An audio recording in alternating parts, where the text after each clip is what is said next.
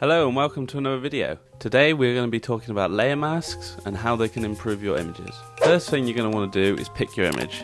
Now today I have chosen to pick two icons in the film industry and the music industry. The first one being Terminator from the movie industry and the second one being Post Malone from the music industry. As you can see, I've got my image right here. Today we're going to be making this image that I'm going to show you now. As you can see, the Terminator face has been overlaid onto Post Malone's face, and if I turn it off like that, that's what it started out as and that's what it ended up with.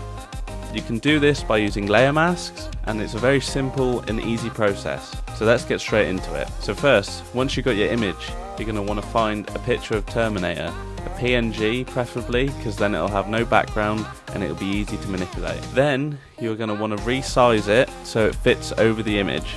Now I'm just going to zoom in just so I can see the image. I'm going to make it fit the area I want it to. Preferably you want the eye in the eye position because that makes the most sense.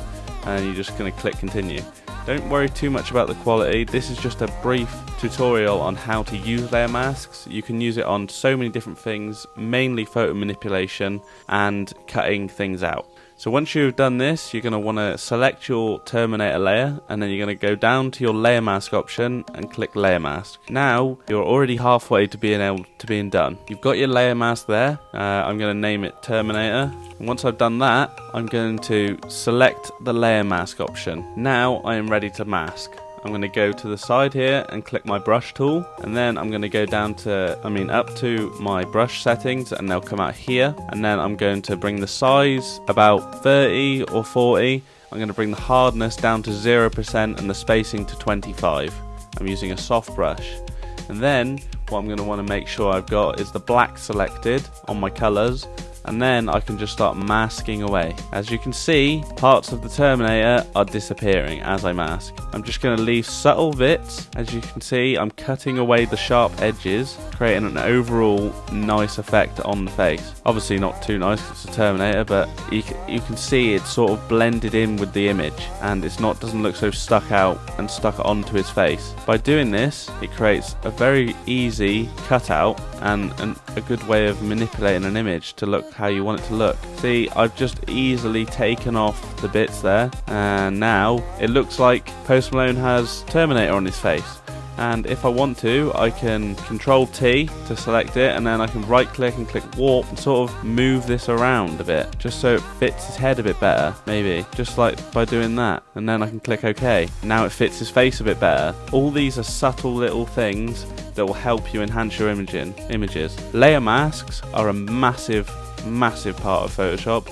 You can do so much with them, and you can manipulate so many images and even use them on your thumbnails. I use them on my thumbnails all the time, and it helps so much with the imagery that it's just brilliant. The next thing you're going to want to do is zoom in again, and you're going to want to go to your quick selection tool and just make it big enough to cover the eye, like I have. As you can see, I've selected the eye. Then click Command J to make a duplicate. Now I have another eye, and I can move it across to the other eye. Now I've got two Terminator eyes. I'm going to layer mask this one as well. Now I'm going to go to my brush tool, and then make it a little bit smaller, square brackets, and I'm just going to start basically making it look like it's stuck to his face instead of just being like overlaid on there. Doing this, I can create much better photo manipulation, a bit of shadowing, and a bit more of a realistic piece of imagery. I'm just going to add a bit more back in. If you go too much, if you take too much away, you just change the color from black to white, and then you can draw it back on. But I'm just going to cut away at this image just so that I can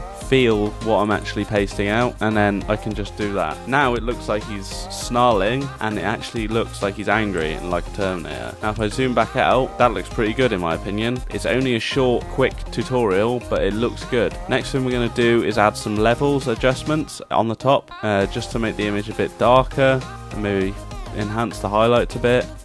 By doing this, it looks a bit more evil. And also I'm going to add a brightness and contrast. Bring the contrast up and then the brightness up a little bit. Voila, look at that. It's a perfect image. And there's one more trick I'm going to show you, and that's an adjustment layer. You basically create a new layer by clicking the plus button, and then you go to Edit, fill and 50% grey. Now you're going to think, why has he made me do this? It's just completely ruined the image. Next thing you're going to want to do is go to filter and then camera raw filter. Once you've got to here, you need to go down to effects and increase the grain and the vignette, and then you can easily put this over the top. As you can see, it looks terrible, but if you know anything about cameras, you'll see that this has an old grainy effect, which you can go to your adjustment layers, go down to overlay, and then it brings the image together. And if you think it's too much, like too pixely, you can sort of bring the opacity down and make it a bit more realistic. But by doing this, it sort of cancels out the quality of the image. So if you've got not a good quality of image, you can cancel it out by using this technique, changing it to overlay and then giving it a camera raw filter effect. By doing this, you've been able to make a successful photo manipulation, a photo montage if you want to call it that, and you've learned about layer masks, and you've learned about adding images in and cutting images out, making duplicates, many different things in this tutorial to learn from. So I hope you've enjoyed this video. If you have, please leave a like, comment and subscribe, and I'll be back with more videos soon. Thank you so much for watching. I'll see you next time.